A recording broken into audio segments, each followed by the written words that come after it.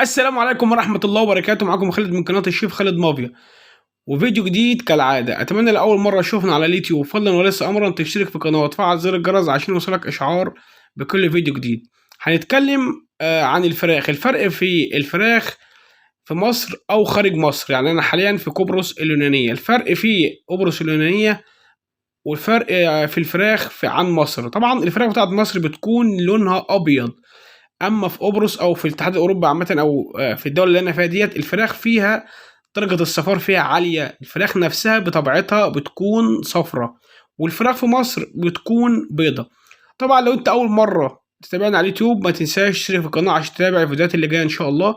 هنتكلم عن الموضوع الفراخ دوت الفتره اللي جايه دي ان شاء الله، وعن طرق الخلي هنا. هل في طرق تانية غير اللي انا شغال بيها ديت يعني في الدوله؟ هل في ابتكارات في الخلي زي مصر، مثلا فص او مثلا فراشه او شاورما او كامله بالجلد؟ او يعني هنتكلم عن جميع طرق الخلي في الدوله ديت او في الاتحاد عامه يعني.